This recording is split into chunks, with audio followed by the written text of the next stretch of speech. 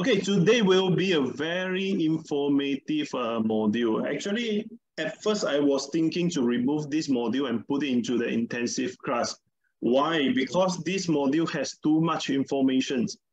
Too much information. So it's actually the most intensive one in the form module. At first, I was thinking to remove it and then break it down to 4 symptoms for four individual modules. But to me, I think it's quite difficult also because these 4 symptoms are actually connect together. And the 4 symptoms, these 4 height symptoms are highly correlated with the obesities, with the first 2 modules. So if I break it down, then it may have some problems on learning for you guys, so on learning. So at the end, I decided to keep it. Okay, I decided to keep it. I have removed the digestive tract disorder and the bone health. I put the bone health and digestive tract disorder into the this intensive program. All right, so we remain the 4 high symptoms, and today I'm going to tell you about the 4 high symptom, and this is the major problem of I would say the mother of all disease. Okay, the mother of all diseases. Right, 4 high symptoms and highly correlated with obesities and these our lifestyle, our dietary. Okay, so let's go into this. Right. So the important notes, we will skip about that, but the point that we are going to mention again is we are not training doctors, so this is an enrichment program, and whatever we do, whatever we teach is only for this enrichment, self-learning, and of course for better customer handling, right? So we are not putting overclaim on the products, all right? Okay. Well, last module we were talking about these metabolic syndromes, right? When we are fat, when we are having the obesities, when we are having obesities, we are fat, we are having obesities. Then we will get these metabolic symptoms. And remember the golden triangle of health. When we are having this bad health, bad lifestyle, we are having bad dietary, we are eating too much junk food, too much carbohydrate, too much oily food, and too much these animal proteins. Then we are putting the oxidative stress to the body.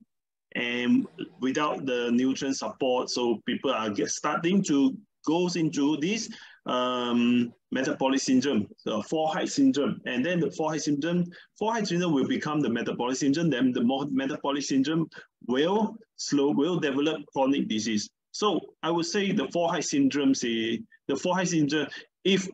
the root cause, if the disease's root cause are the dietary and the lifestyle, then I would say the 4 high symptoms are the beginnings of all kinds of disease. You will never find one of the disease without any one of these symptoms. At least you will link to one. When you are having disease, when you're having serious disease like cancer, liver cancer, at least you are linked to one, either the hyperlipidemia, either you are having this high uric acid, okay, or either you are having this high blood sugar, right? We are rarely seeing people without any symptom of 4 high symptom, any metabolic syndrome, they will develop chronic disease. Okay, rarely found. Okay, so 1 out of the 4 people in the world we have has this metabolic syndrome. So we have mentioned it before. The risk of diabetes with metabolic syndrome is 6 times higher. Okay, 6 times higher. So if you are having this metabolic syndrome, then be aware. Okay, be aware. You are having 6 times higher as to become a diabetes, and you are 4 times the risk for high blood pressure, which is hypertension, and you are 3 times the risk of hyperlipidemia, mainly high cholesterol. Okay, and 2 times the risk of heart disease and strokes, 3 times the risk of various cancers. So, and WHO has stated the metabolic syndrome is directly related to 71% of death worldwide. So we can understand that the diseases, this majority, the disease, especially chronic disease. Chronic disease, I would say 100%, nearly 100% are started from metabolic syndromes. Of course, metabolic syndrome will cause inflammation, right? So inflammation will cause further disease, cause further problems. Okay, so everything will link to the metabolic syndrome. Everything will link to these 𝗿𝗏 symptoms, right? For infections, well, infections, this one we hard to tell anything. Because infection, we will never know. Okay, we will never know. We may contract COVID-19. Maybe the even powerful, the more powerful virus maybe is coming up. We don't know. The COVID-23, who knows, right? Maybe deadly, right? Maybe killing people. Maybe killing people in 2-3 days. Yeah, or we will never know. For the infection, this is only depends on our luck whether we get infected or not. But after the infection, whether we get covered or not, it depends on our, people will say on our karma, right? Not really on our karma. Okay, it's on our previous behavior, previous habit, our dietary, our lifestyle, our supplements. These 3 pillars are actually decided that whether can we survive in the pandemic or not. Okay, so people are surviving in pandemic, congratulations. People are not, I'm so sorry. Okay, but if you lost someone in this pandemic, you must understand the importance of the self-healing program, self-healing system. Okay, and to support the self-healing system, we need the 3 pillars, our golden triangles. Okay, so well, metabolic syndrome, as I say, right? The WHO also defined that characterized as abdominal obesity, insulin-resistant hypertension, and hyperlipidemia. Okay, so the 2 basics for spread this malady are the increase in consumption of high calories, low fiber fast food. So high calories, low fiber fast food. What you can think is the logo like this. This is the first in our mind, okay? And the rest of the fast food logo also not healthy at all.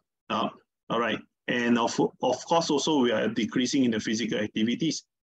And the syndrome fit into the spread of the disease like type 2 diabetes, coronary disease, stroke, and other disability. So this is, we already mentioned in the last module, so we can just skip about that.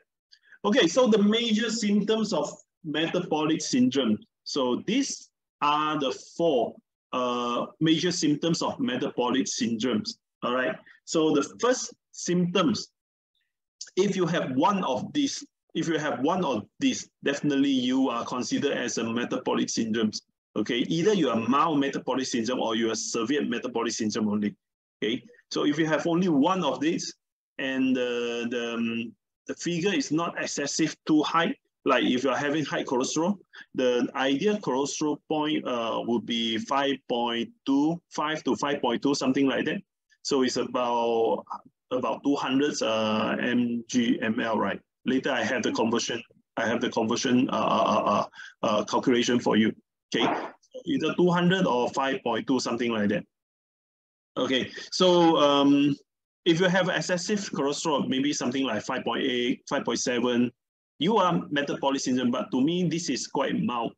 This is quite mild. You don't have to go for the medicines. You can control you can reduce the cholesterol by the dietary changes, by your lifestyle changes, and also with some supplement supports like omega-3, like the red yeast rice, which is testing in the market right now. Okay, so hyperlipidemia. So another one is a hypertriglyceride. Hyperlipidemia, mainly the high cholesterol or high triglyceride, or high in both. High in both. Okay, so if you have one, maybe you are considered mild. But if you have 4 of them, definitely you are quite severe already. You are having hyperlipidemia, hyperglycemia, hyperuricemia, hypertension, just like me, right? 5 years ago. I have all of this. But in 6 months' times, all the symptoms gone. All the symptoms gone. I didn't take any medication from mainstream. Never ever take any medication from mainstream. Okay, because I saw how my grandfather died. My grandfather, Chinese, a typical Chinese guy. During his old age, he used to drink Chinese tea. So Chinese tea, we have a teacup, teapot, everything, and one whole set. Okay, one whole. People are very good. Old people are love to drink Chinese tea, and they love to pour the tea, cook the tea by themselves. Okay, and they used to share with the friend. Then a few old folks, they sitting together and then talking about the young age, talking about the grandchildren and everything. Okay, so this is a lifestyle of Chinese, typical Chinese old folks, right? But from one cough, starting from one cough, okay, the things change. Starting from one cough, slowly I found that the place that he used to put the teapot and tea, the tools, everything, slowly been replaced by lots of medicine. And at the end, my grandfather was dying in lung cancer complications, liver cancer, and then transfer to this lung cancer, and he's dying. He died for the complications. So I saw the progression. You know, I saw in my eye. I saw the progression, and then I know, drug is definitely not the way. And one thing is, I have to tell one thing is my father's younger sister is a doctor. And she's a very great doctor. She's owning her own hospital in Melbourne. Yes, in Melbourne right now. See, okay. That's why I don't take medication. So in 6 months time, I reduce all the symptoms in 6 months time just by dietary changing, by lifestyle changing. The lifestyle, I don't have any bad lifestyle. The only thing I didn't do is exercise, because after the last almost deadly half marathon, I really scared on running. I'm really scared on running. I don't know when I will collapse and gone, you know.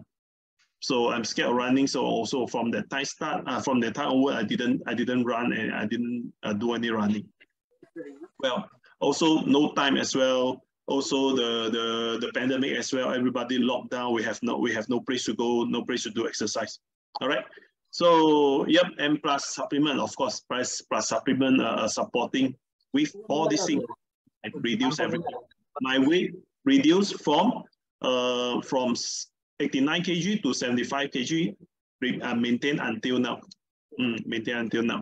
Okay, so if you're having hyperlipidemia, which is a high cholesterol, high triglyceride, or high in both, or hyperglycemia, which is a high blood sugar, or people who are already in diabetes. You see, hyperglycemia, or people are having high blood sugar.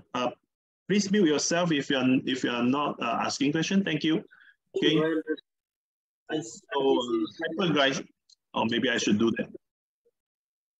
Allow me to mute all first. Sir,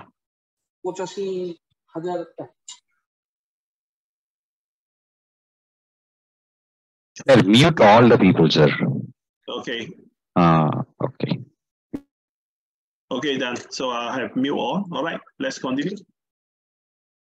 So hyperglycemia doesn't mean you are diabetes. Maybe you are only having a high sugar level in your bloodstream. So from how to diagnose, how to check the high blood sugar in the bloodstream. Usually we will check for mainstream. The most simple way is to check your fasting glucose.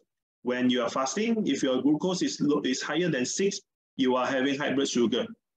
Okay, so the fasting sugar should be 4.5 to 6, in between 4.5 to 6, something like that. Different clinic, different hospital has a different range, but similar. Okay, the range are similar like that. Out of the range, you will consider as a high blood sugar. Okay, if you are having, if your urine has found sugar, then you will officially be declared as a diabetes. Okay, because the kidney is the last gateway to dump the sugar. When you have too much sugar in the bloodstream, the body will try everywhere, try any possibility to convert the sugar, to make use of sugar, to store the sugar. So first, it will try to make use of sugar, make your body to burn the sugar. But if your body is not really cannot use so much, use up so much sugar, then the sugar will be converted to be a triglyceride, to be this glycogen. But glycogen only 100 mg in your body, so the rest have to convert it to be a triglyceride and store in the fat, become your spare energy. And still having a lot of sugar in the bloodstream, then no choice. You have no choice. The body will open the last gate, which is your kidney, and then to dump the sugar from your urine.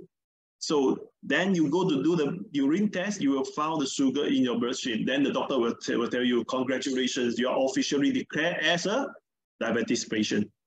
Okay, so please don't wait until the last stage. Don't wait until you are having sugar in your urine, then you only come for solutions. The latest you come, the more cost you have to pay. You can tell your client like this as well. The latest you come, the more serious time you come, the more cost you have to pay, right? So everything should be reversed from the beginning, from the mild stage. Don't wait until the serious stage. Okay, so hyperglycemia doesn't mean you are diabetes, but hyperglycemia will develop diabetes. Okay, another markers to check whether you are able to metabolize the blood sugar or not, which is the HbA1c. Okay, HbA1c is one of the marker. HbA1c is about the 3 months blood sugar metabolism. If your metabolism is not good on sugar, your HbA1c percentage will rise. Okay, below 5.7 in clinical range, below 5.7% you are safe.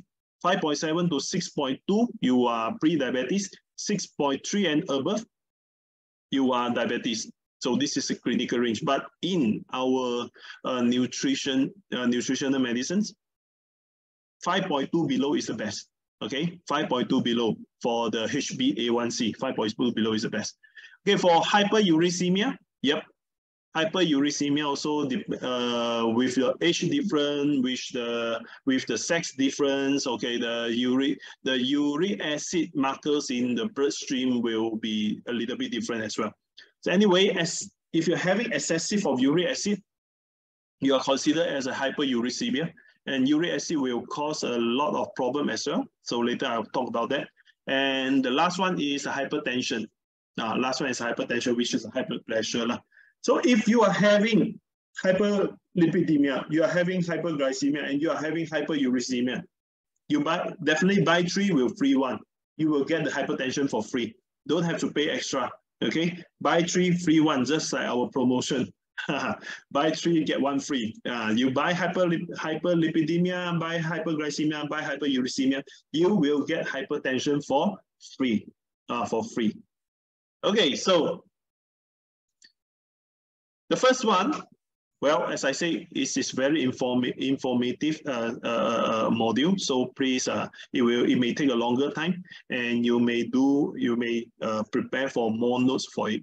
Okay, and all these 4 symptoms are highly related to everyone, every people surrounding on us. So if you understand all these 4 symptoms, and you also know how to reverse it, and you will have very big market in your country. Okay. So what is hyperlipidemia? Hyperlipidemia mainly is we are saying the high cholesterol. Most of us are having high cholesterol. the height, the triglyceride will be maybe will still in the normal zone. Okay, so high cholesterol.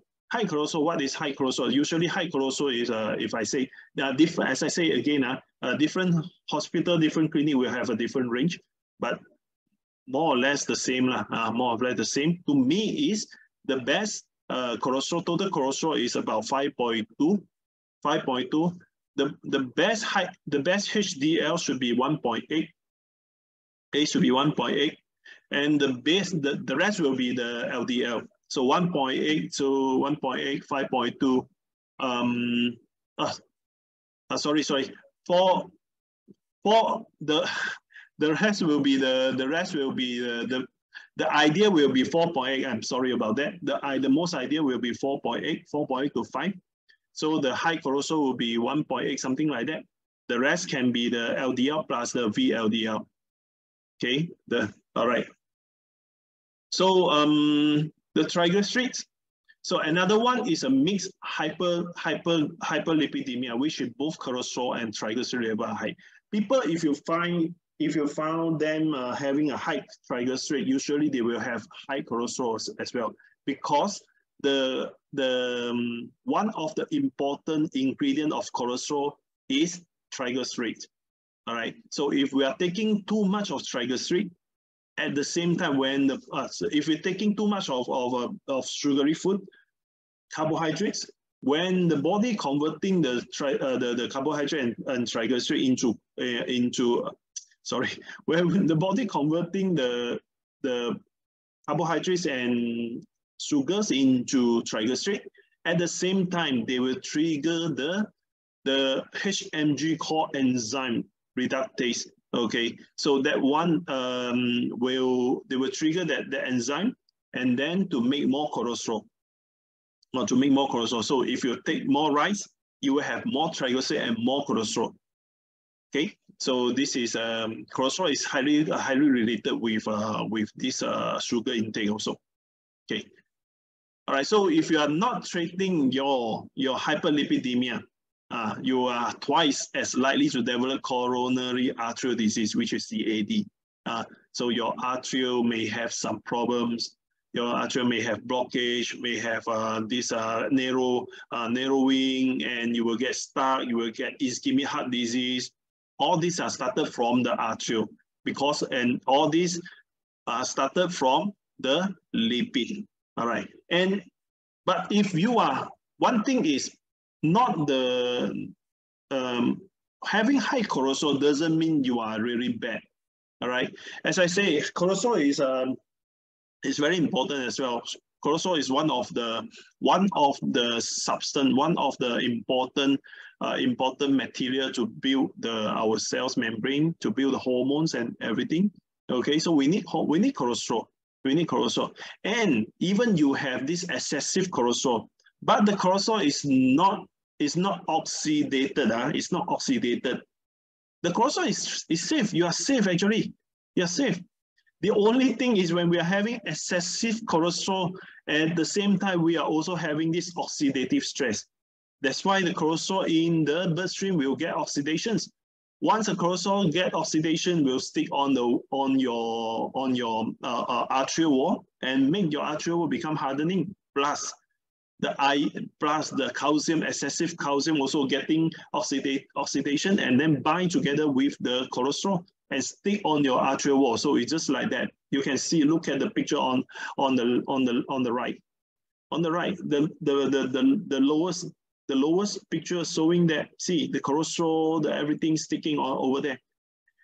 If the cholesterol is a free cholesterol, not sticking on the wall, not get oxidations, it is free. You are free from the CAD. You are free from the cardiovascular disease.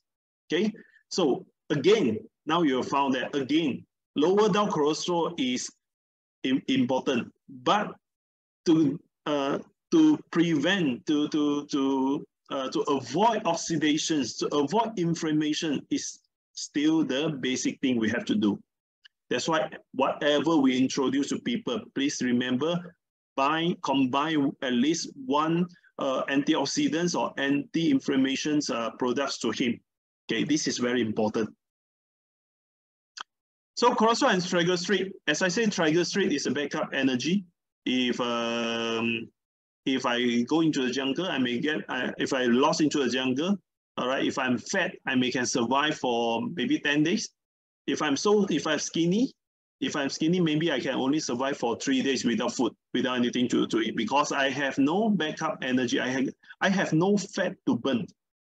All right, so this is a good of triglyceride, and of course the body fat is a protection as well.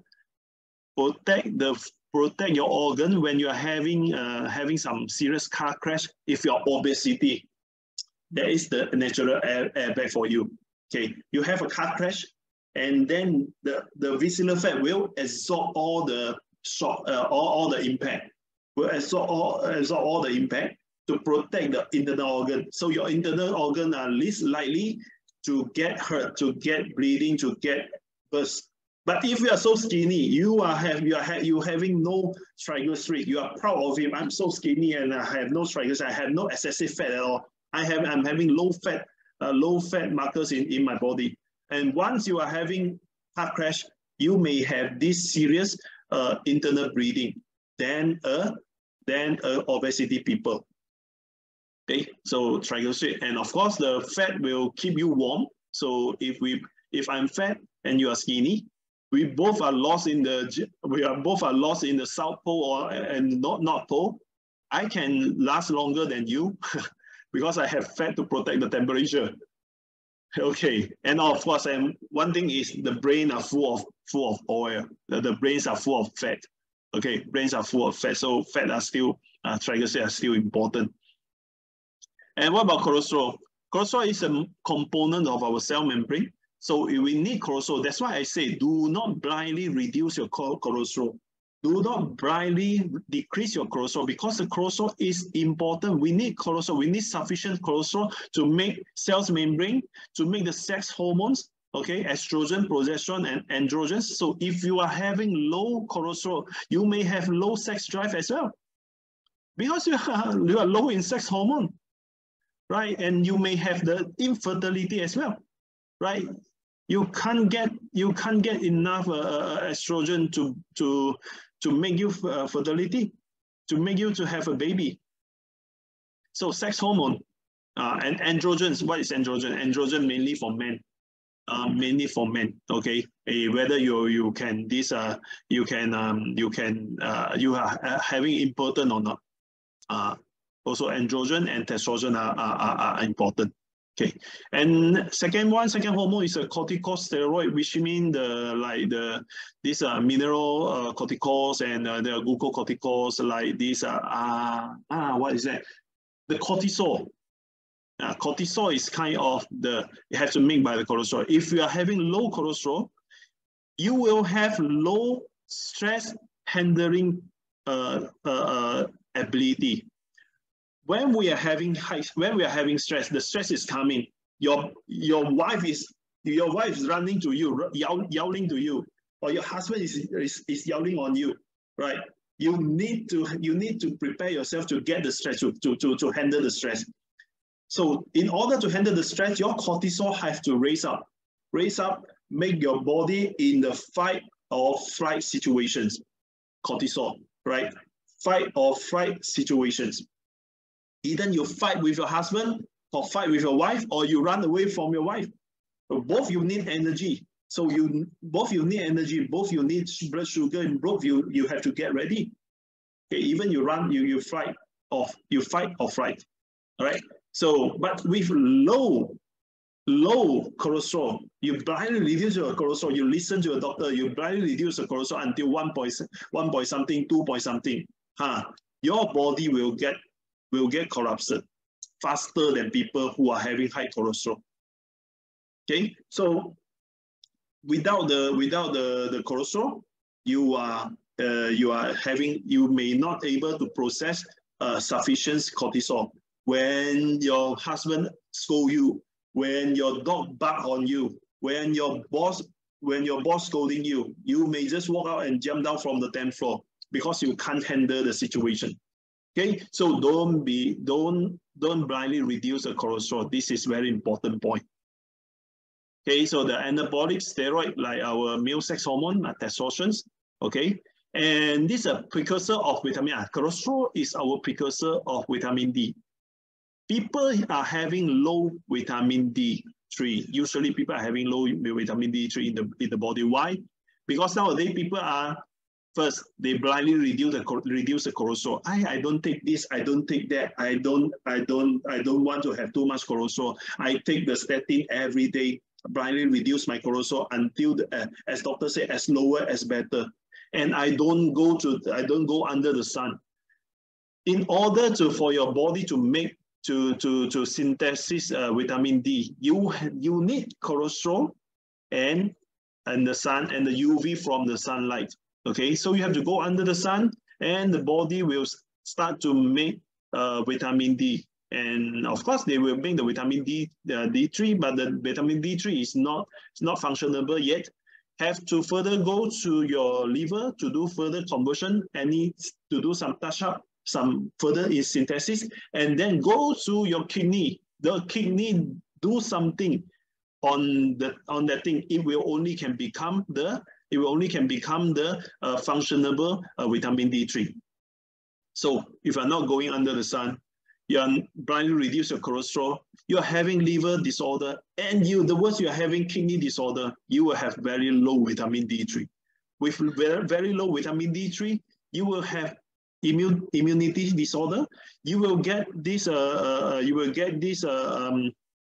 osteoporosis as well. So you see, vitamin D3 so important, and you are blindly reducing the material. Okay, and the precursor of bile acid synthesis, cholesterol, your bile acid, your bile salt have to make by cholesterol. So your bile have to make by cholesterol. Without cholesterol, you have no bile.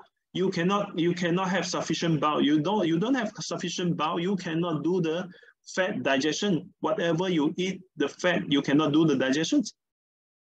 Right? Okay. So cholesterol is very important. Cholesterol, but the only thing is too high, really not good. So people like me, I was 7.5.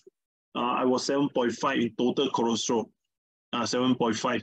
So, and I reduced to 4.8. Just right in the ideal situations.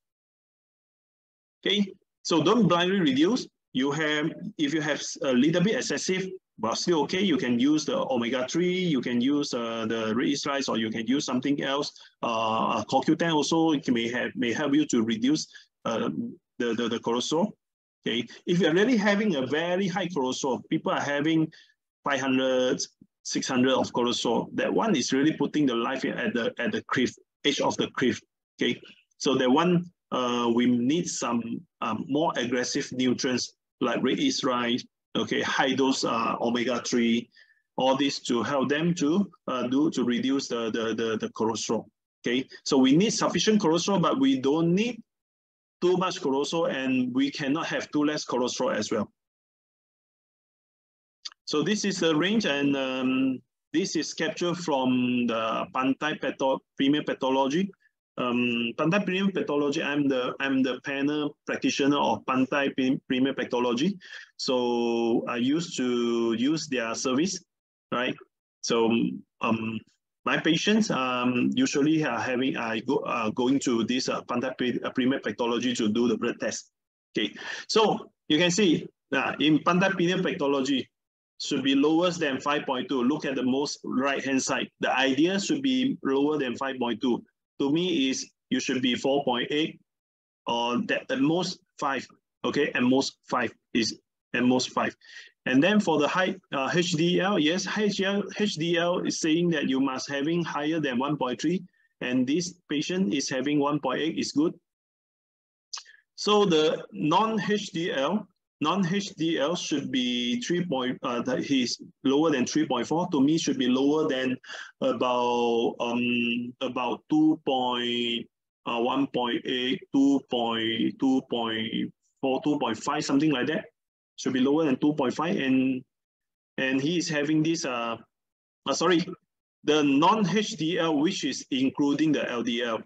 Okay, the LDL must be lower than 2.5. This is lower than 2.6, okay, still acceptable. And the rest should be the VLDL, okay, VLDL or some other substance. Okay, mainly we can find these three kind of cholesterol in our bloodstream, and you will see like this. She is having this patient is having a high cholesterol at 6.1 total, so the HDL is okay. Some people are having low HDL. If you are having low HDL, usually you are having high HDL. Okay, so LDL is 3.8, and the rest, if you use the total cholesterol minus the LDL, you use the non-HDL minus the LDL, you will get the figure of VLDL. So some blood tests, they will indicate the VLDL, some will make you to use your brain to do the calculations. So like this, I have to do my own calculations. Okay, so the VLDL is about 0.5. Okay, so the LDL is 3.8, is way too high to the to the normal range. So what's the importance? HDL will collect the excessive LDL and VLDL back to the liver for further process, for recycle. So you must have enough HDL. If you are having enough HDL, then it can help you to reduce the LDL. Okay, reduce the LDL. And in terms of the size, HDL, you are having lesser HDL and HDL is smaller. So HDL is not creating any blockage. It's just like a motorcycle in the highway. You can speed up because you don't worry about the motorcycle. The motorcycle is so small.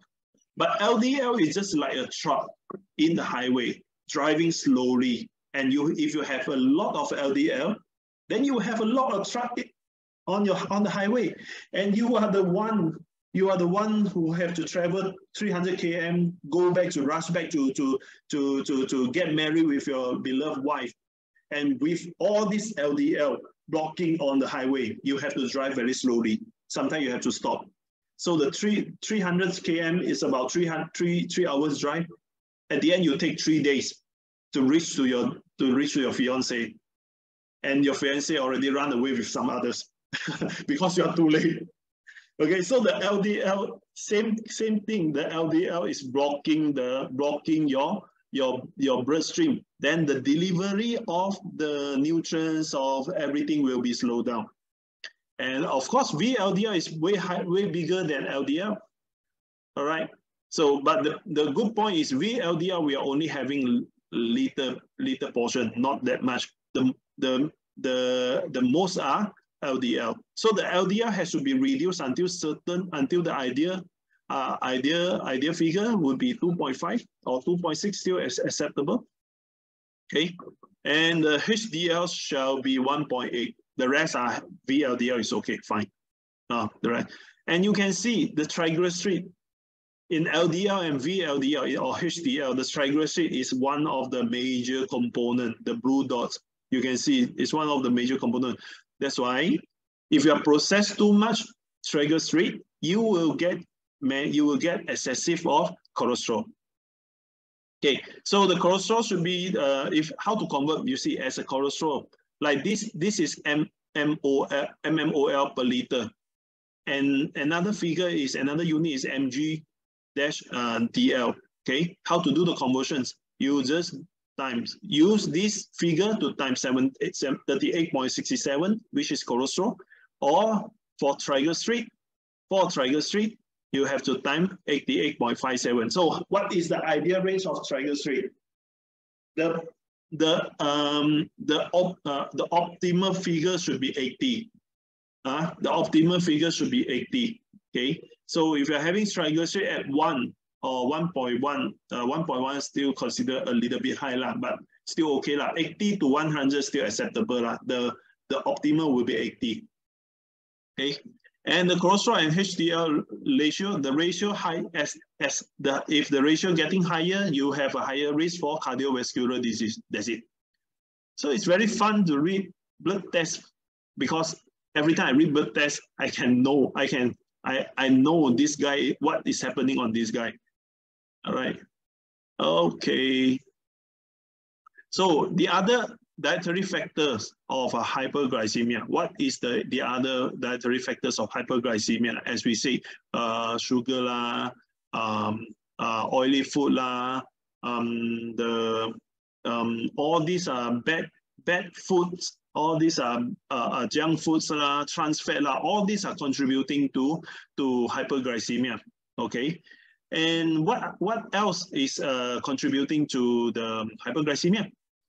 Okay, the cooking and storage method is a problem.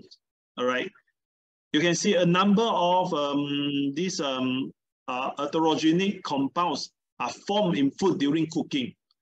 This included these the oxidized cholesterol, lipid peroxidase, and advanced glycation end product. This is a very important thing, AGEs, advanced glycation end products. People used to deep fry, used to fry the vegetables in high heat, okay, or fry the meat in high heat.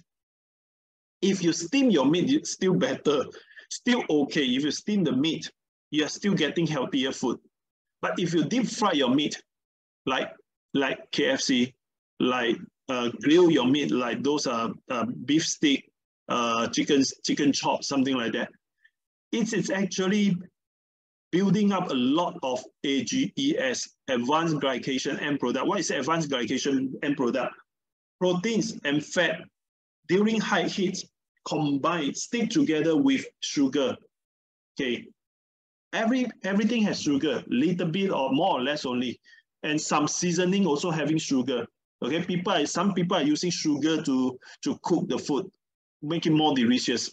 Okay, so under the high heat, the proteins and the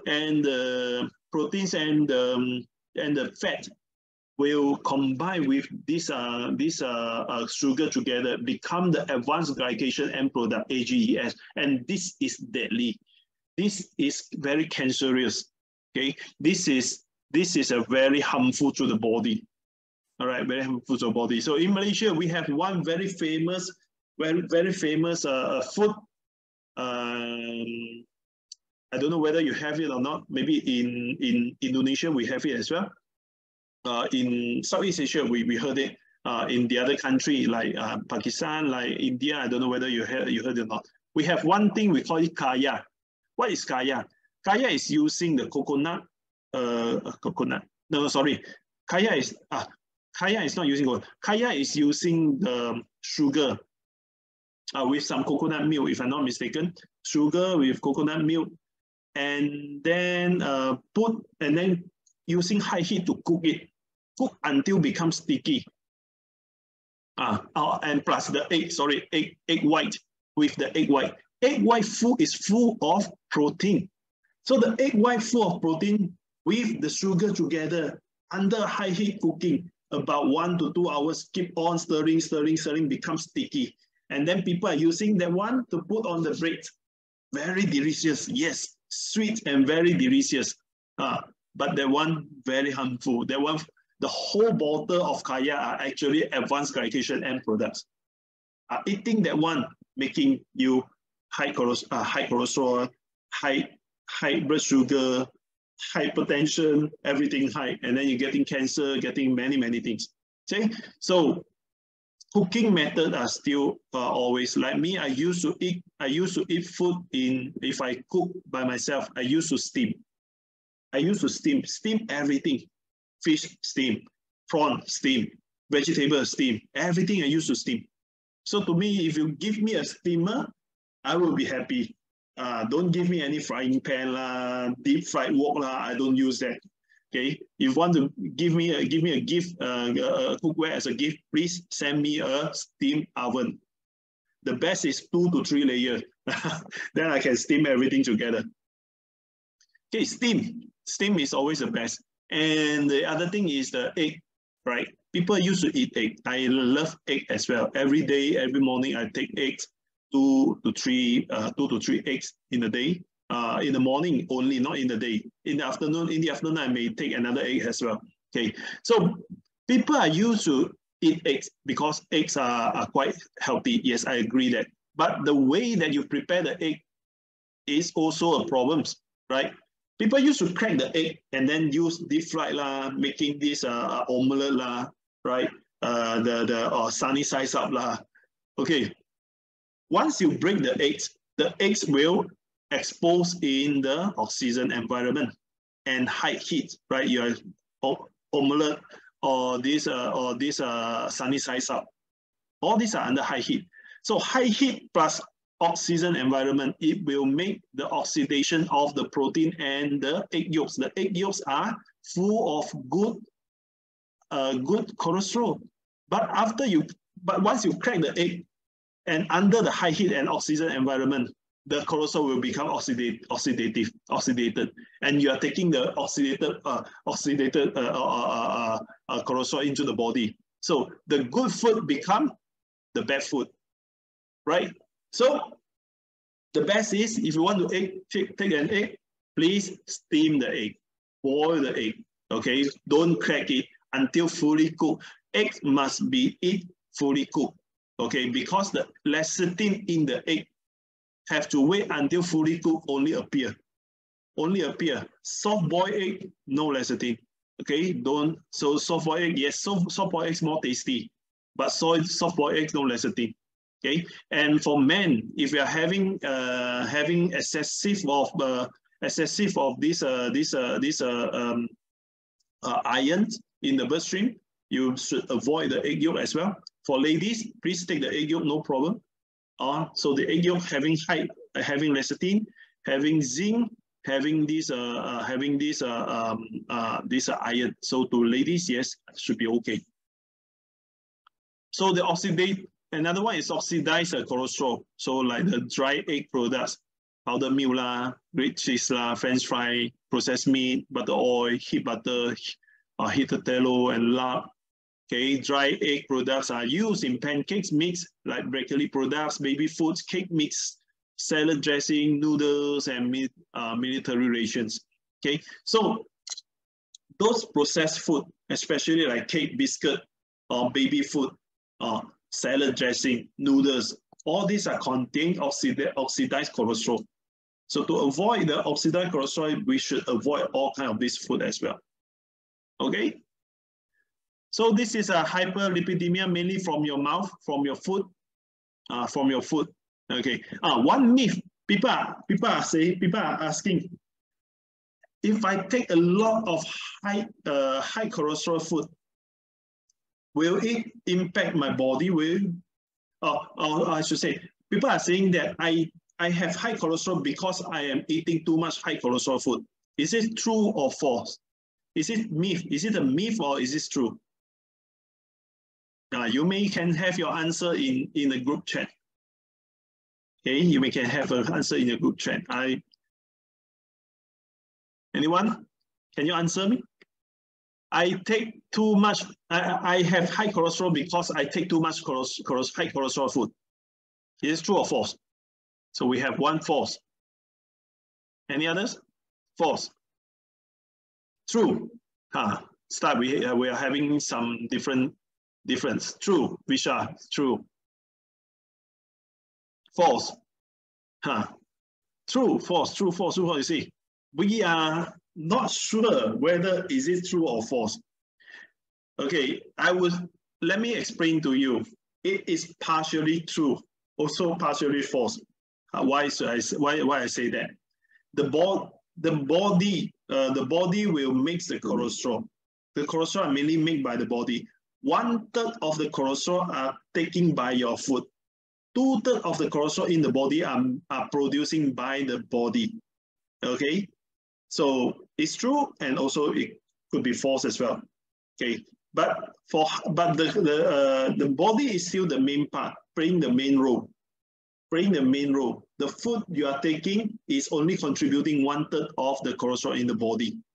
Okay, 1/3 of cholesterol. If you are having this digestive problem, the absorption is not that good. Then you will have less absorption on the cholesterol as well.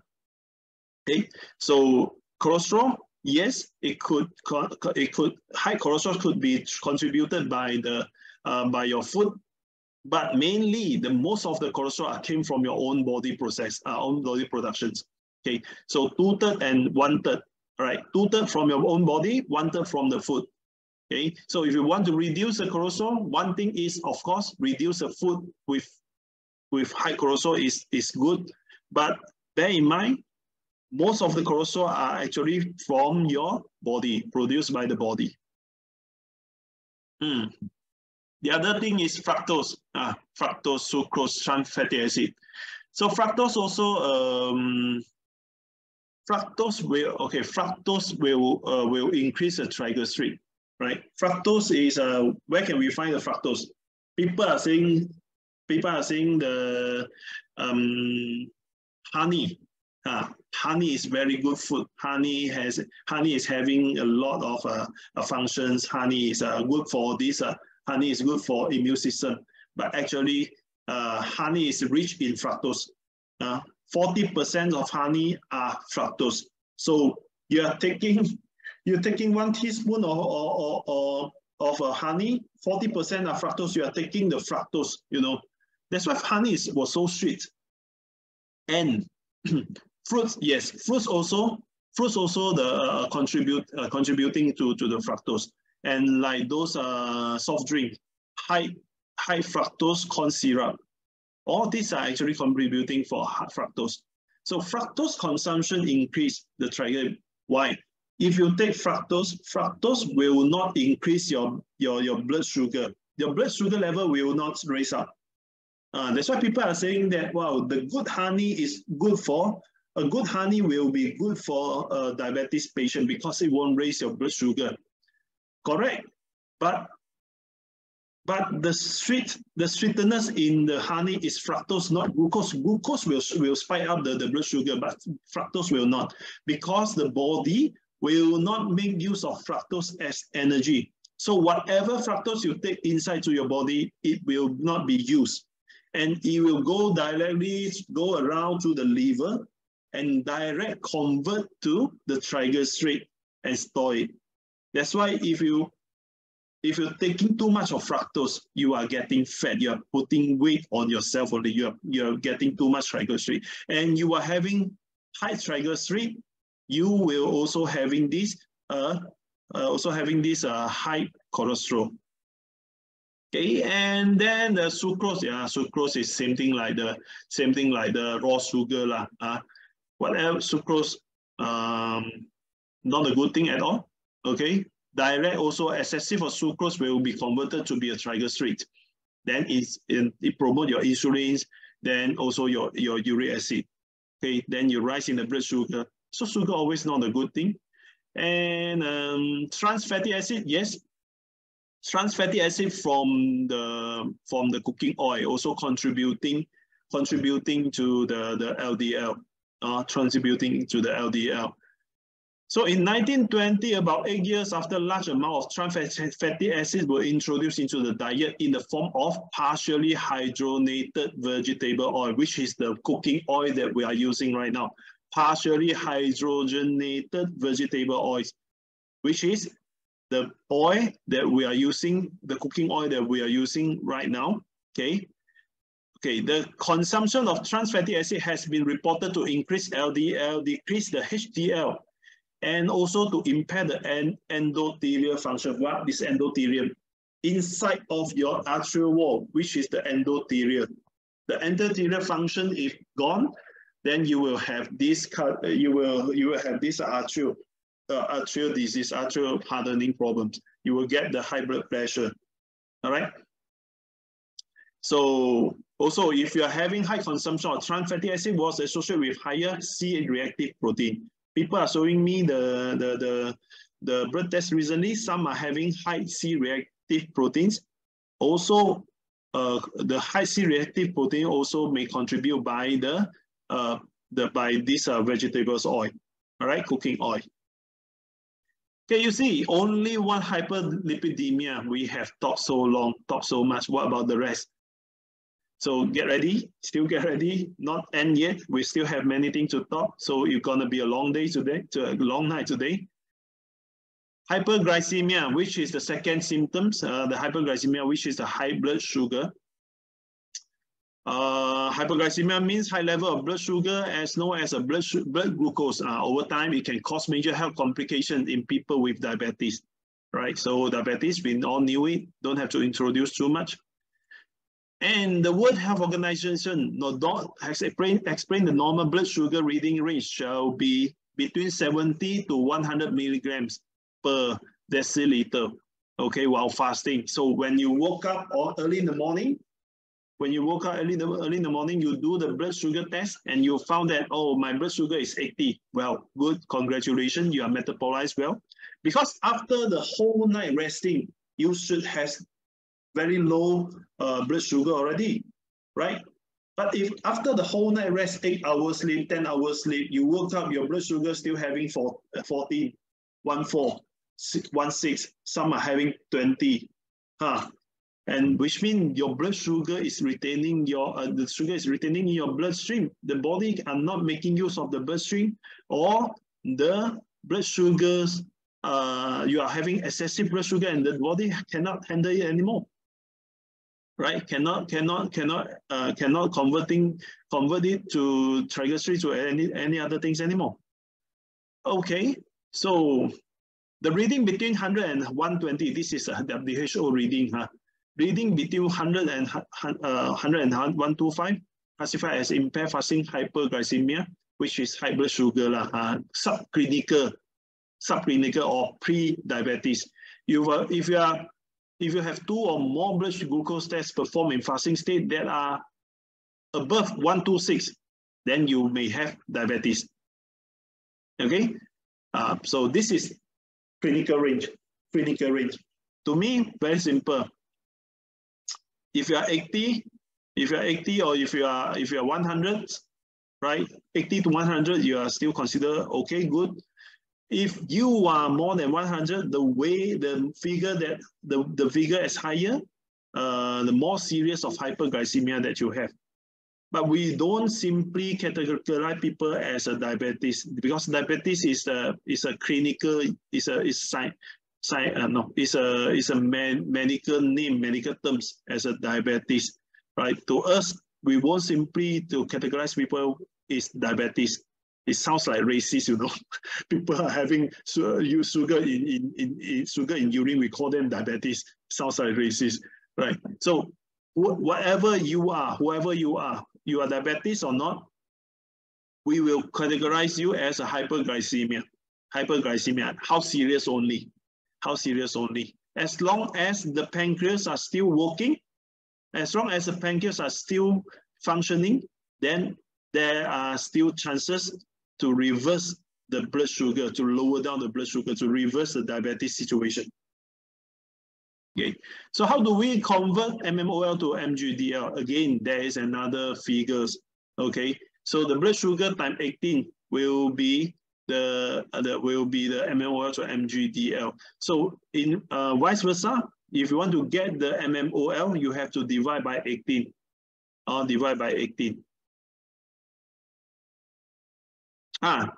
This is a very important and very useful information. This one you have to put notes.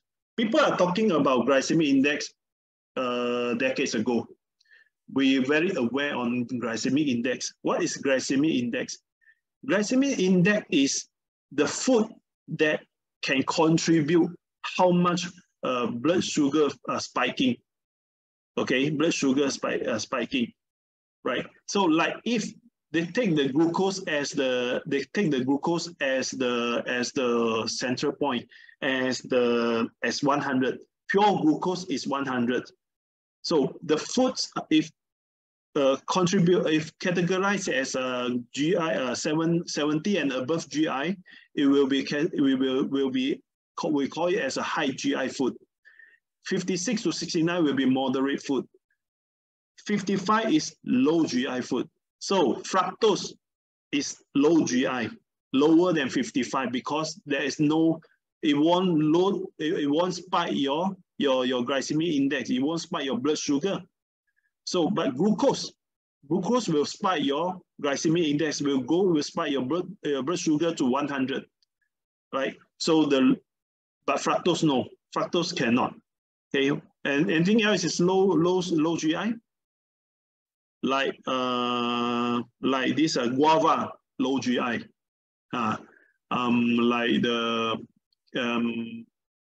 Like this vegetables, broccoli, low GI. And what is high GI? Potato, high GI. White rice, high GI. Grains, refined grains, high GI. Roti, high GI. Breads, high GI. Cakes, high GI. Okay, so people who are having diabetes, who are having hyperglycemia, and they still taking the high GI food, it will make their blood sugar keep on spiking up. So they, at the end, they have to go for doctor, and doctor say, no, sorry, you are not, your pancreas are not working anymore, so you have to inject the insulin. So they will prescribe you the insulin, then you inject the insulin until the end of your day. So poor, huh? But now people, glycemic index is one of the reading to differentiate the food whether is having high, is whether can spike up your blood sugar or not. A single individual food. But this is unfair to some food. This is unfair to some food, right? Because some food is having high GI, but they are low in glycemic load, which means they goes into the body very fast. They can flush out very fast. They can be used up. So the glycemic load into the body is not that high. So instead of glycemic index, now people are looking on this glycemic load. Okay, glycemic load. The calculation was there. Forget about the calculation. Until now, I still don't know how to do the calculations. But we do have a chart to show you. Just go for the chart, right? Just go for the chart. Glycemic index, go back to the last slide first.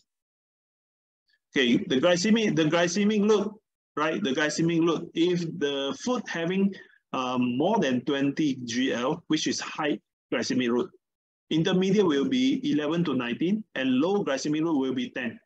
Now will be 10.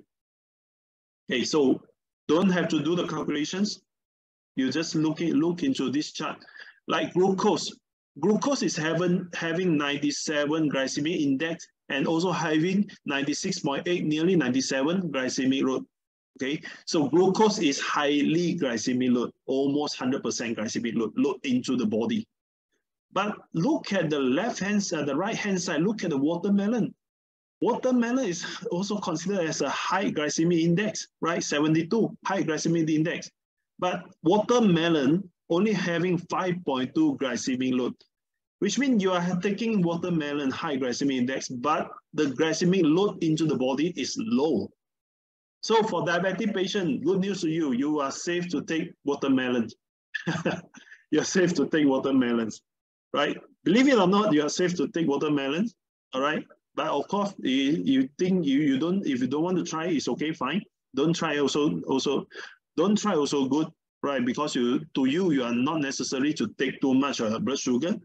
So for diabetic patients, I will still recommend you go for very low glucose, very low glycemic load, and very low glycemic index. Like peanuts. Peanut is low in glycemic index and also low in glycemic load. Peach, low in glycemic index, low in glycemic load. Cherry, low in glycemic index, low in glycemic load. All right. So glycemic index and glycemic load. Now I hope you can understand. You found the difference. When people ask you about the food, about the glycemic index, now you can conquer them back. No, we are not talking about glycemic index anymore. We are talking about glycemic load. How much the glucose, how much the glucose, the sugar can load into the body is more important than how much is the food can contributing to how much is the sugar that the food is contributing. Because high contributions, high glycemic index food may not high glycemic load food. All right, so to be fair to the foods, we have to look into the glycemic load. So the other dietary factors of hyperglycemia, again, cooking methods, as I say, the kaya, deadly, kaya. Everything bind with the sugar, everything bind with the everything like protein, the fat bind with the sugar will be deadly. That never be a good thing. So the AGEs, the advanced glycation end products, and this is one of the hyperglycemia as well. So if you are taking too much of advanced glycation end products like kaya, all right, then you are easily to have this hyperglycemia and hyperlipidemia, and hypertension as well.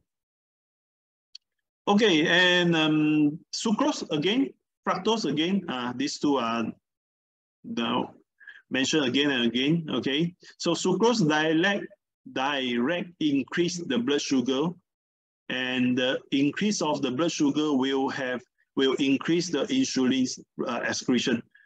In long time having excessive insulin excretions, the insulin will become non-sensitive.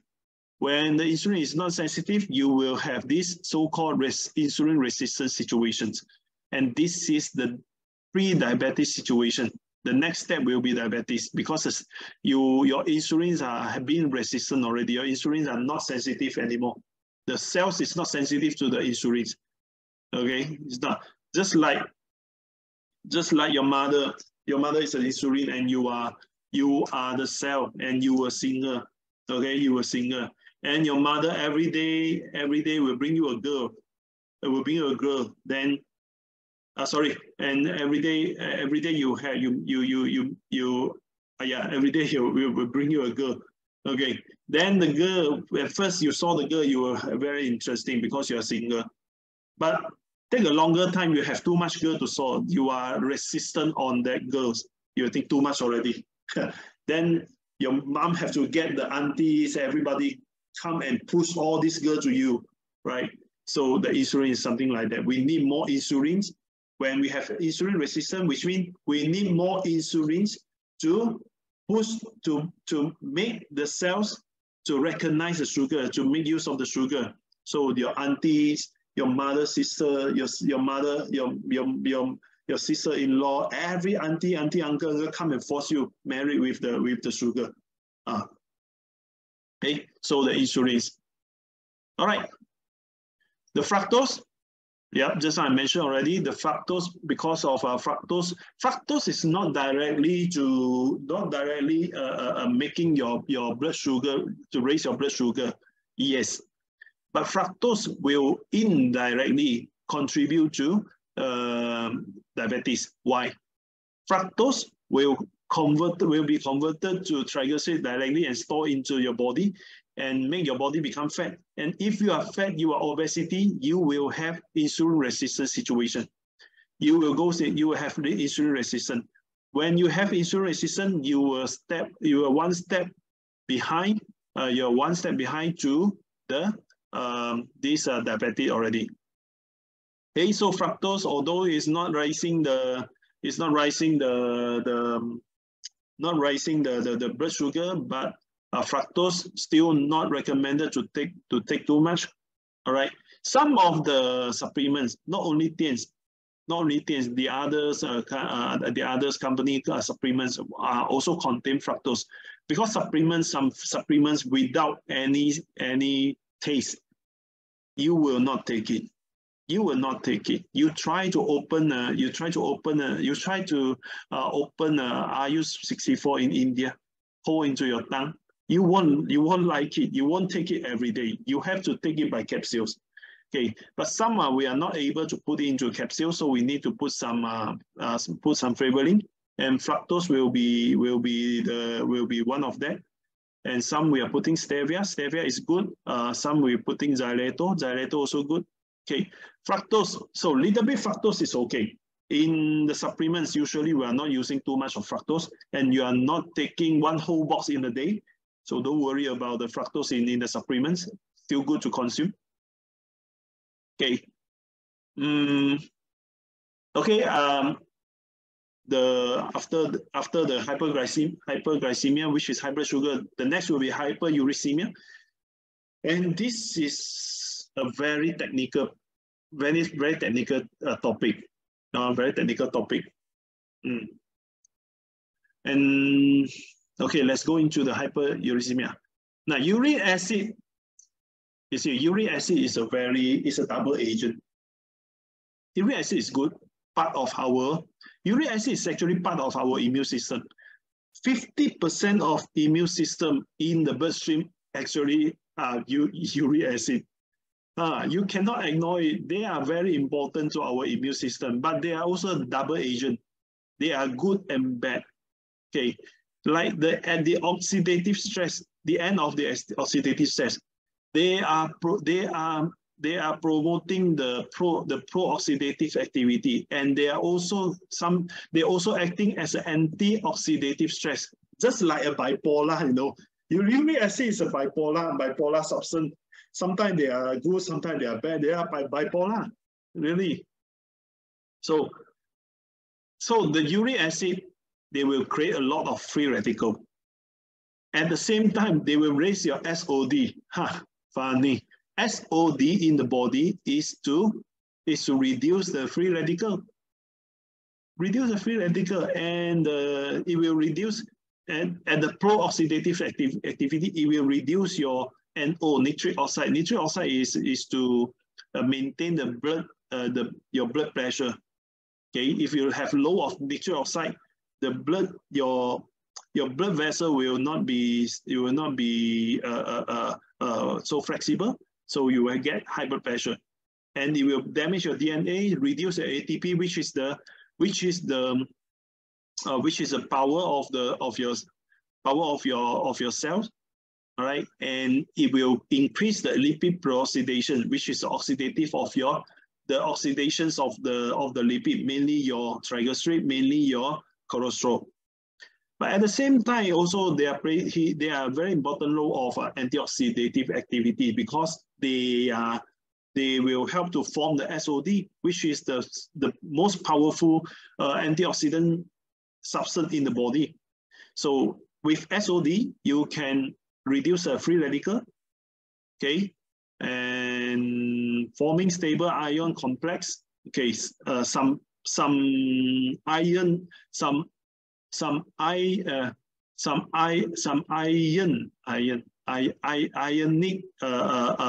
minerals are actually not stable, quite harmful. But with SOD, it can reduce the harmfulness, to make the more stable ion complex. Okay, this is the upper part. For the lower part, for the inflammation part, it is a pro-inflammatory activity and also having anti-inflammatory activities. So it will increase the NLRP3, TLR4. All these are actually markers. All these are markers are something inside your bloodstream. IL-1, IL-6, IL-17, TNF-alpha, HSCRP. You will heard a lot of CRP, and actually we use a lot of IL-6, IL-17, TNF-alpha as well.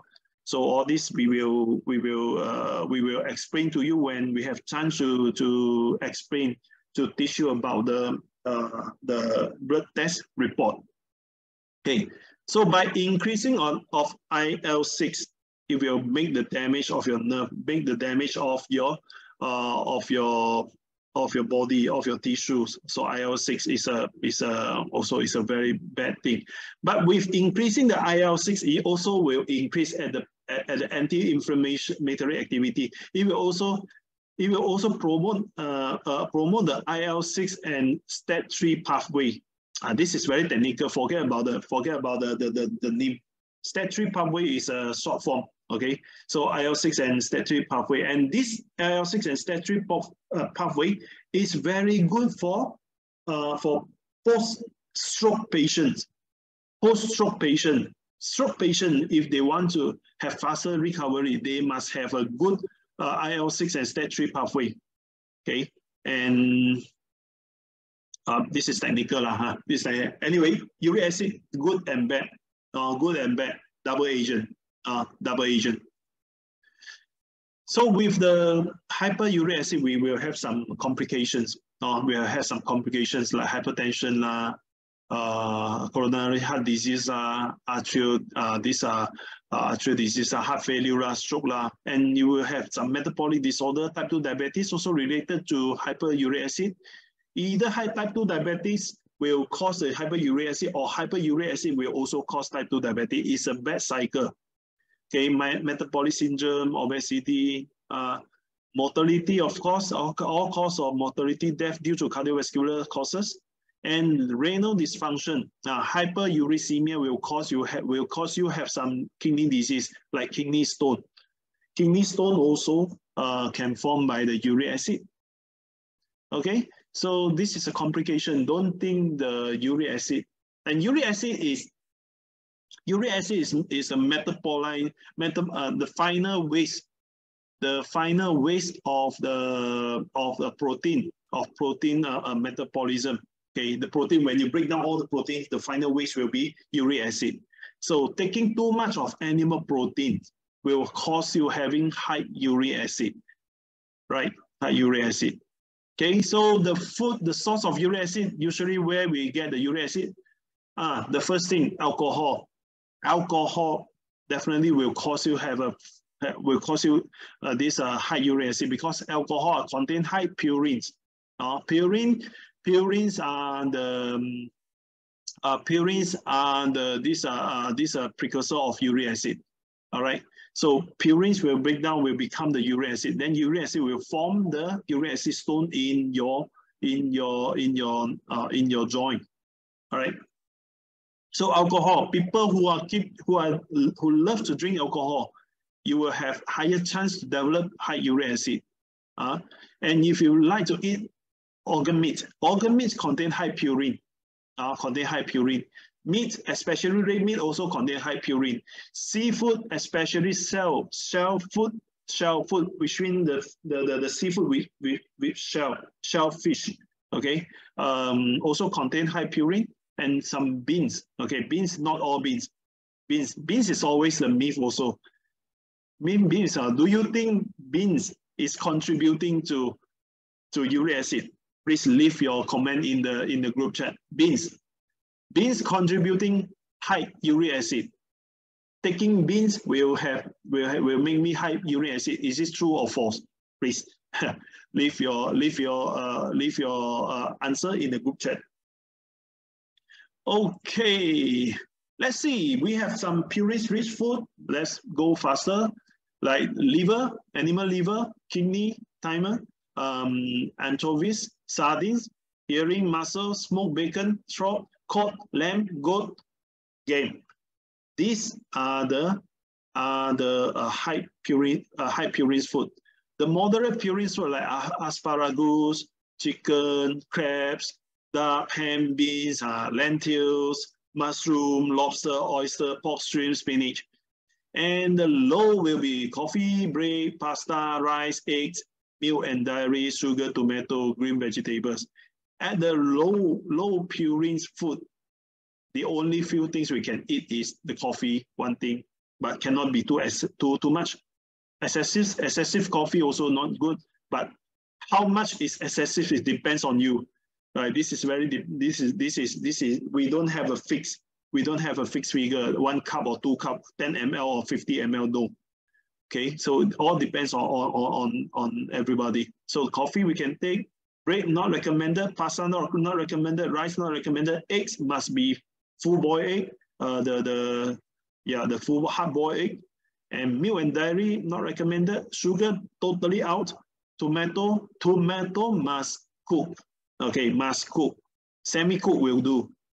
Semi-cook, because tomato, after you cook, the lycopene in tomato can be released.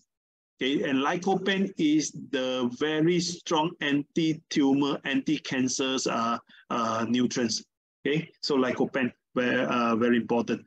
And green vegetables, yes, tomato, green vegetables. Okay, so we can see we found beans and lentils. Is beans and lentil contributing to make me high uric acid? Wow, mostly true. All true. Only one false. Okay, true. All right, let's see. I'll give you the answer later. So are all purine-rich foods elevate our SUA? What is SUA? SUA, which means the serum uric acid. Serum uric acid. Okay. So with high serum uric acid, we will have gout, right? We will get gout. So people are people are saying that I'm having gout, so I cannot take soy. I cannot take soy food. Okay. Well, to be honest, there is no fixed answer until now. There's still no fixed answer for soy, whether soy is really contributing to the to gout or not, to uric acid or not. All right, but I do have some research that's showing that most likely the soy is not contributing. It's not contributing to the uric acid. It's not really associated with the high uric acid. Okay, it's not really associated with the high uric acid. All right, so study have shown that eating purine-rich vegetable did not increase the risk of gout and hyperuricemia. Contrarily, the level of serum uric acid (SUA) decreased in vegetarians and spinach supplementations. So people you are taking in with, this is one of the study. Okay, so purine-rich vegetables did not increase the risk of gout. And then despite being a purine-rich food, non-soy legumes were inversely associated with SUA levels and hyperuricemia privilege. So non-soy legumes, which means beside the soy, we have dal. Dal in India. Yeah, dal in India is very good. The one is a non-soy legumes. Okay. And some like these chickpeas, like navies, like these kidney beans, red beans, green beans. All these are considered non-soy legumes. Okay, so a cross section of study of 6,830 subjects show that the intake of animal protein increased the risk of hyperuricemia, while the intake of purine-rich fungi and purine-rich vegetables did not affect the occurrence of hyperuricemia. So I believe this chart is enough to tell you that with taking the beans or the high purines vegetables are not increasing the risk of the gout and are not contributing to the hyperuricemia. Okay, so to me is you are safe to consume any beans, you are safe to consume any dark colors vegetables, because dark colors vegetables usually are containing high purines as well. Okay, so non-soy legumes. So recently result of cross-sectional study in more than 6,000 people. So the total non-soy legumes consumption has statistically significantly lower SUA level. Okay, SUA level. So by taking all these beans, it's actually is helping you to not even increasing your uric acid, and it may have the benefit to reduce your uric acid as well. So all these beans are good. So not all beans are contributing.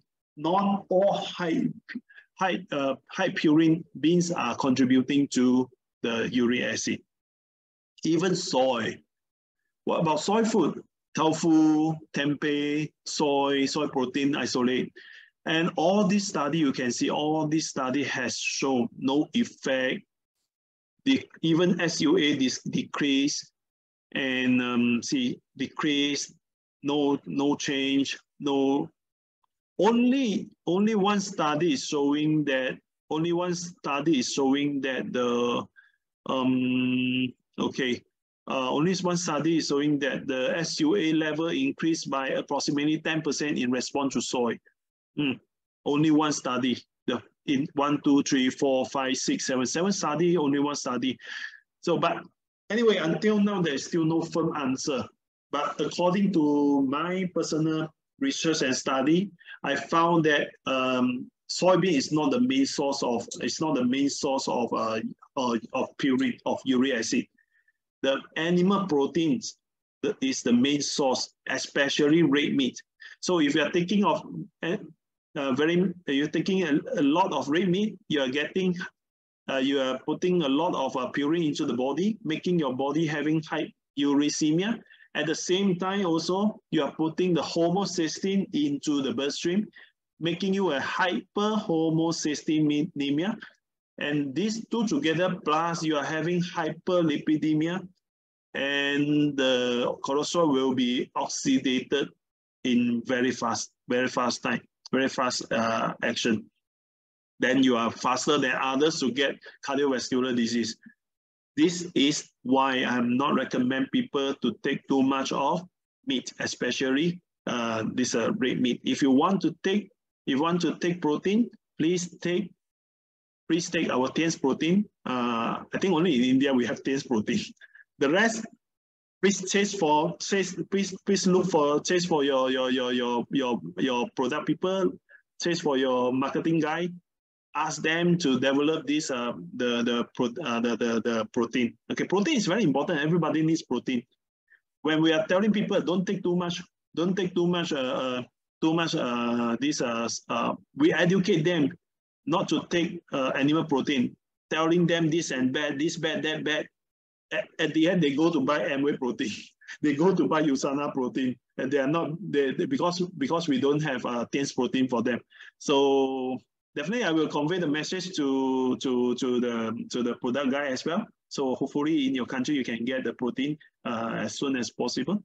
So protein must be soy isolate protein. This is my only recommendation. Okay, or maybe you can mix with, like India, we are mixing with this whey concentration. Whey concentration also good. Whey mainly to build our muscle. And soy isolate protein is also complete and amino acid, and soy isolate protein also having this plantation hormones. So for women who are menopause or going to menopause, they should take soy protein isolate. All right, and hyperuricemia, sugary food, the problems. So fructose, refined carbs, all these are actually contributing to the hyperuricemia, especially fructose. When the body breaking down the fructose and converting the fructose to triglyceride, at the same time it will release the purines. So the purines will increase the uric acid level. So fructose not only contributing to triglyceride, also contributing to high uric acid. And refined carbo again, right? So at the end, if we are having these three items in the body, you will get hypertension, or even you are getting one of them like hyperlipidemia. You are most likely to develop hypertension as well. So this is your blood. I will explain this in next module. Mainly, this is the composition of your blood. You have plasma, you have white blood cell and platelet, you have red blood cells. The details I will explain in the next module. And the blood's mainly to deliver oxygens and nutrients. Okay, the blood mainly to deliver oxygens and nutrients. So in your bloodstream, beside the plasma, beside the white blood cell and platelet, beside the red blood cell, the best is don't have too much other substance like excessive cholesterol, excessive uric acid, excessive blood sugar, okay, or any other toxins. All these are the best is we don't have extra. When we are having less excessive, the blood flow, the blood circulation will be better. So with a better blood circulation, the nutrients, the vitamins, the minerals, the proteins, the oxygen can be delivered to the cells on time, can deliver to every organs on time. And the cells will make use of all these nutrients to do the metabolism, to maintain the body health. So now you will know that the blood circulation is the key of your health, because the blood circulation, if you are containing a lot of fat, a lot of sugar, a lot of uric acid, a lot of toxic. All these things have a lot, right? Then the blood circulation will become slow. The blood becomes sticky. You have too much truck on the highway. Everyone's driving slowly, so the blood circulation is going slowly. Then usually you take 1 hour to reach the place, and now you take 3 days.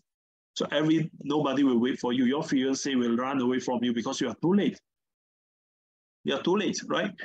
So the problem start occur when we are having this slow blood circulation, and slow blood circulation came from these metabolic syndromes. Everything retained in the body and mainly retained in your bloodstream. So everything retained in your bloodstream, then causing the blood having too congested, too much thing in the bloodstream, making the bloodstream is not healthy. The blood circulation slow down. All right. So this is a circulatory system. The red color is the oxygen blood, and the blue color is a non-oxygen blood. So this is a circulation. All right. So we need the blood to transfer the oxygen, to transfer everything to our blood cell, to our cells. Okay. So to maintain a good circulatory system is very important. So to maintain a good circulatory system, we have to avoid metabolic syndromes. So this is the way that from a normal, the most left will be the good vessel, and the most right will be the worst vessel, which is already circulatory system disorder. So we are having hypertension. The blood vessel is getting narrower, and later we'll get stroke, we'll get blocked. So this is the blood pressure chart. So what is the normal blood pressure? Less than, if the systolic and diastolic. Systolic, which is the pressure when your heart pump the blood. Your heart pump the blood, your heart squeezing and pump the blood out from the heart. This, and the pressure in your bloodstream, we call it systolic pressure. When your heart relax, and the blood is not pumping, the blood is not flowing, then when we detect the pressure, which is the lower pressure, which is the diastolic pressure. So we have systolic pressure and diastolic pressure. Usually, the best is you have to, the systolic pressure should be less than 120. The diastolic pressure should be less than 80. If you are before menopause, the systolic pressure is the key markers to monitor. If you are after menopause, the diastolic markers is the important markers to be monitored.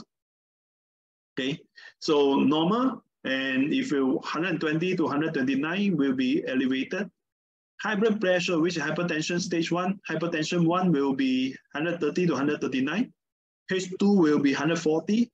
Then more than 180 will be in a crisis. Okay, will be in a crisis. So this is a blood pressure chart. And this is very easy to monitor by yourself. Everyone should have one blood pressure machine. I do have one. I have blood pressure machine. Where's my blood pressure machine?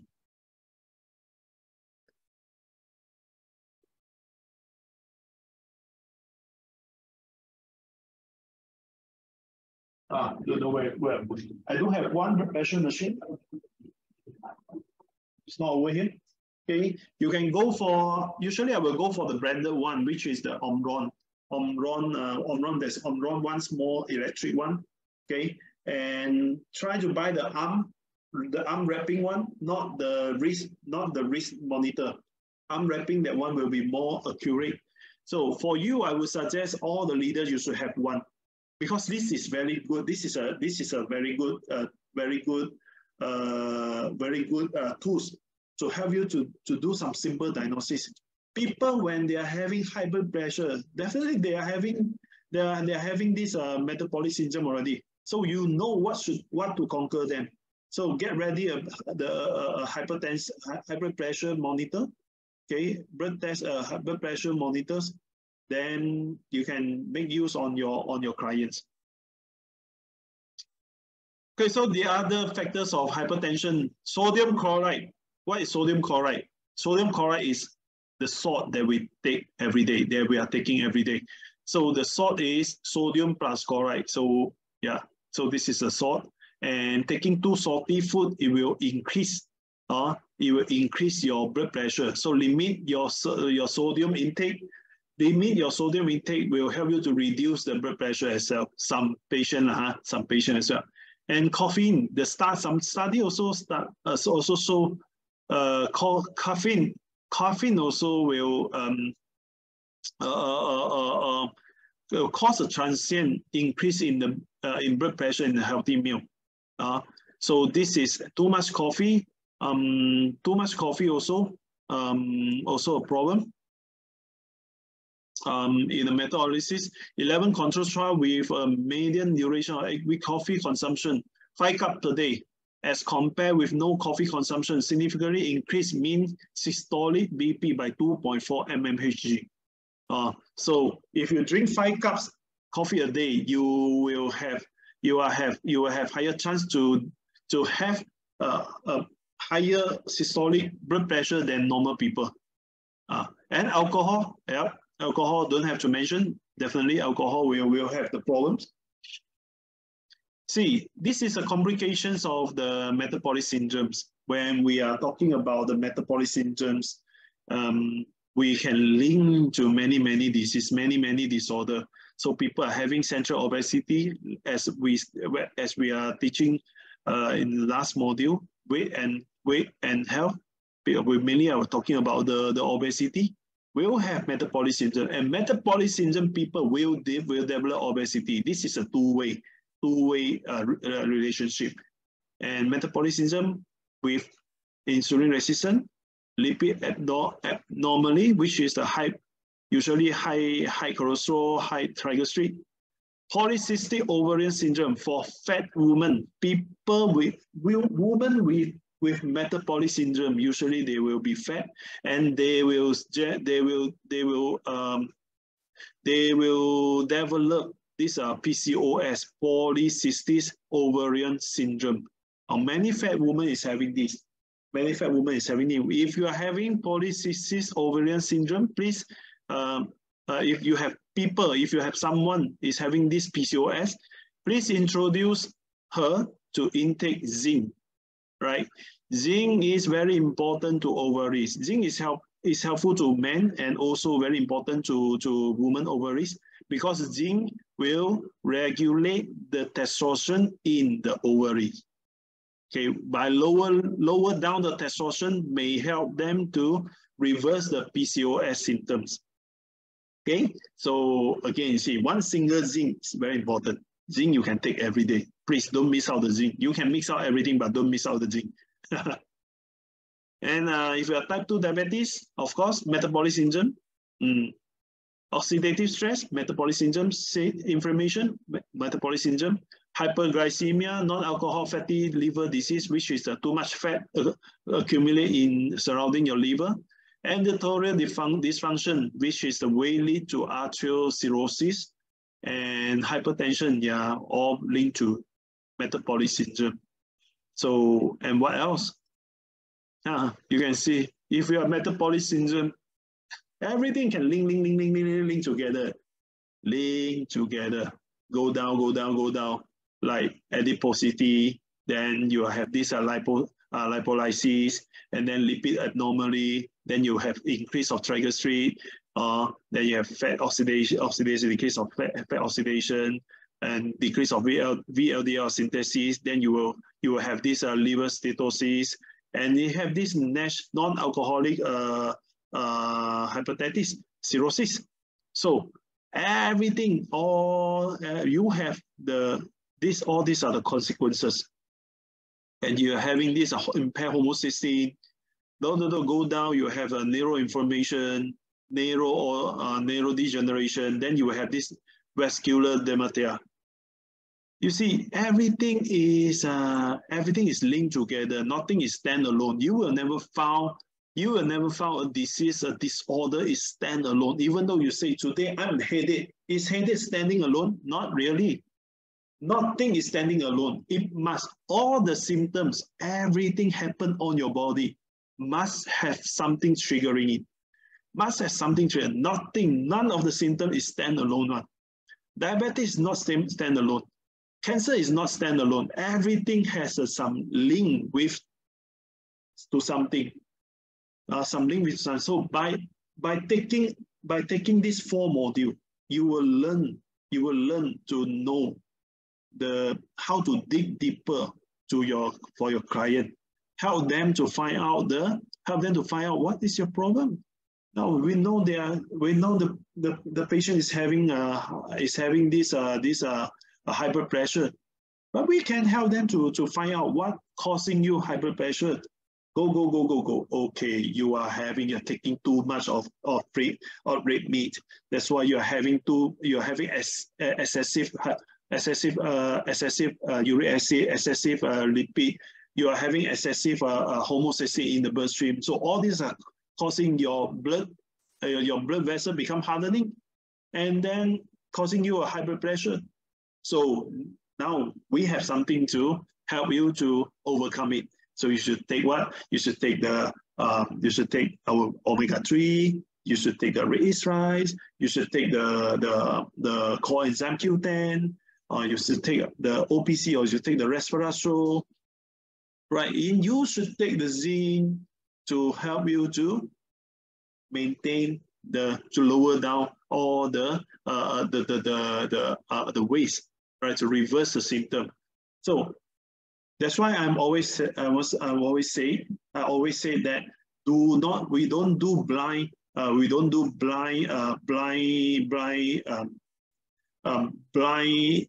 advice. We don't do blind advice, right? Unless you are very sure that he is having some problems, and then we can do some blind advice on that, advising him by you can take this, take that, take this, take that. And usually I will ask for some, at least you have to bring me what is your problem. Don't tell me that, hey, I'm having high blood pressure, anything like you can help me. I need to know what are the symptoms that you're having. Are you having headache? Are you having this hardening of the neck? Are you having the buffalo hump? We should understand that, then we only know. Understand the situations, then we only can give the best advice. And this is a way to make us become professionalism. When we become more professional, people will have more confidence on us. Whatever you say, trust me. Whatever you say, they will go and buy. They will listen to you, and they will buy, they will try it. Okay, when you are professional enough. It's just like I'm telling you, zinc is very important. Later, everyone go to take zinc. Everyone go to take zinc. How do you know I'm not lying on you? Right? How do you know I'm not telling jokes? Right? So this is a way this is the intention why we are doing this 4 modules. Okay, the last will be the nutrients intervention. Oh, another long day. So for hypertensions, you can go for coenzyme Q10, vitamin E, omega-3. Vitamin E is the one of the anti-inflammation substance. Omega-3, anti-inflammation, calcium, calcium mainly to neutralize the acidic body, and vitamin D3. Vitamin D3 to help you to alter your immune system. Okay, and to make use of the cholesterol.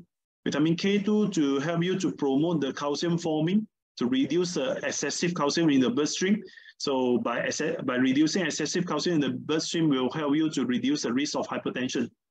And magnesium, magnesium is 600 enzyme reactions cofactors.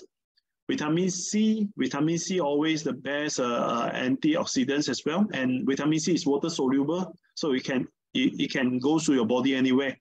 So vitamin C always have to take. B complex as well. B complex is helping whatever regarding to your bloodstream you should take. Any problem in your bloodstream you should take B complex. especially if you are meat eater, you have to take B complex, because meat eater will usually have high homocysteine, and high homocysteine is the lead cause to cardiovascular disease. So to reduce homocysteine, very simple, go for vitamin B complex. And in India, we are testing the vitamin B complex. In other countries, we will launch a vitamin B complex as soon as possible. Hesperidine, quercetin, all these are anti-inflammations in what we found in the food. Okay. For hyperlipidemia, vitamin B complex, chromium. Chromium, why chromium? Chromium for hyperlipidemia and hyperglycemia is very important. People cannot make use of blood sugar. One of the cause may be also they are lacking of chromium. They are not taking sufficient chromium. And who are not taking sufficient chromium? People who are not taking those onion, who are not taking onion, and the onion, the long shape one, the onions grass. I forgot what is the name. Onion and the onion grass. Okay, so those are having high chromium.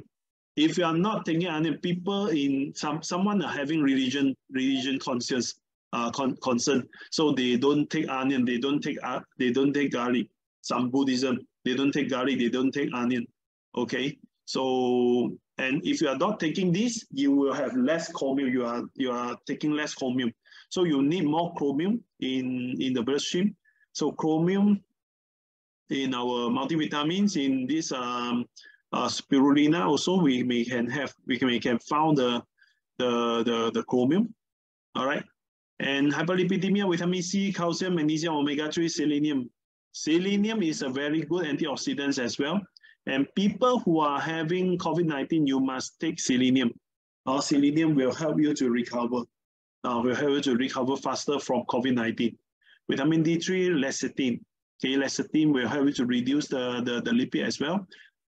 For hyperglycemia, high blood sugar, chromium, vitamin B+, magnesium, 𝗪𝗋 acid will help you to improve your insulin secretion, improve the